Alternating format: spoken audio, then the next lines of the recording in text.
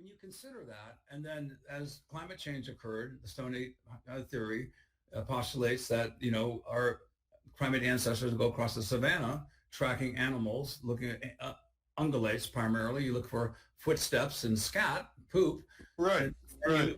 you run into Las Vegas. You're hungry, you eat it, you share it with your loved ones, and suddenly you have this voyage that's extraordinarily powerful and meaningful. And I believe psilocybin makes nicer people. And we I need, think there's good evidence that it does. Yeah. and I mean, we need, we need leaders who are courageous and kind. Where are those leaders today? You want to follow a leader that you can trust, who is strong and courageous, but also has the interests of the commons foremost in their mind, not their own personal interests. And I think that the psilocybin mushrooms will lead at a time that we need to have a revolution for the freedom of consciousness. I think this COVID-19 period that we're in could be our time for this paradigm shift, where we can reinvent and reprioritize the values that we used to aspire to, as peoples and unified in a common mission. And now with technology and money and capitalism and loss of biodiversity, this narrative has been hijacked by highly moneyed interests who do not have the commons in mind. So I think this is the time for us to truly do a reset on consciousness. And I'm hoping that this worldwide movement it will propel us into that future. yes, I agree. I think in that sense, I think that COVID is a kind of a gift, from nature. It could have been much worse. It could be much worse. It's bad enough, but I think nature is sending a message. Here's an opportunity for learning.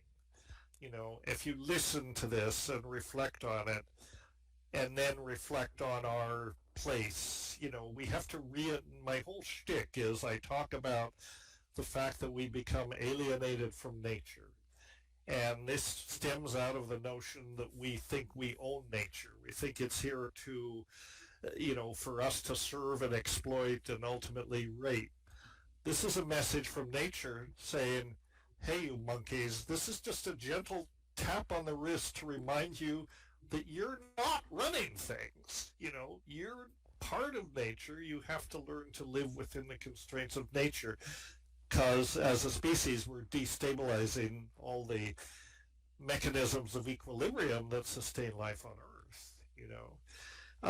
I wanted to, since you mentioned COVID, and when Terence passed on in 2000, so many things that it seems like another world. It's another century, but so many things that have happened since that Terence never witnessed. I don't know if he anticipated, 9/11, the financial collapse, the wars in the Middle East, you know, um, advances like the YouTube and the iPhone, social media.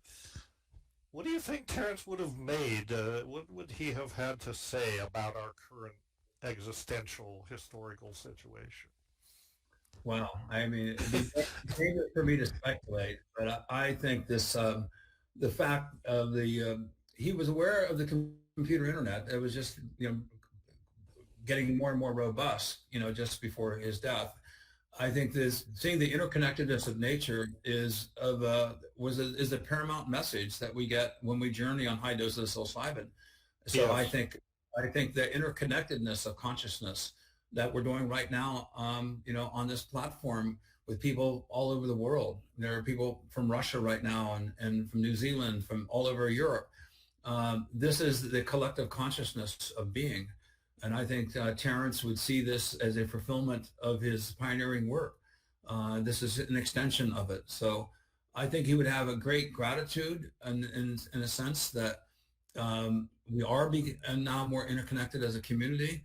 I think also he would be horrified at the track that we have been on that has gone away from indigenous knowledge, the respect for biodiversity, the respect for the ecosystem, and this short-term gain that people play in order to get money at the long-term expense of the commons. I think is a debt of nature that we have to pay. And that's what I think this is the beginning of viral storms.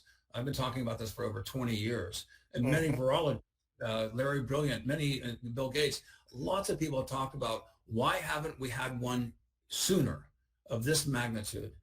And this is the sad and difficult news for many people to understand, because now we have hundreds of millions of people being reservoirs for COVID-19. You can have more than one virus simultaneously. And Right. so the exchange of genetic material, most of these viruses dilute out in their pathogenicity, not all of them do, but we could be in a continuous period of viral storms, one after another. And Mm-hmm. so time for us to brace for impact. This is a wake-up call for us to reinvest in biodiversity. Look at all the air pollution that's gone away. I mean, Mm-hmm. at the top could be seen, with blue skies. Beijing has clear skies. This is good for us to see that we are having such an impact on the ecosystem that when we stop our activities, the nature recovers quickly. So I believe in the resilience of nature, but I hope we have this as a deep lesson that we are influencing the ecosystem dangerously with our pollution and our expansion and the out of control human population explosion. It's time for us to really start reinvesting in the biodiversity of nature. And so I think that fungi and these mushrooms open up the mind's eye to the importance, the gestalt of our existence in this reality. Nature is our mother. We should take care of her.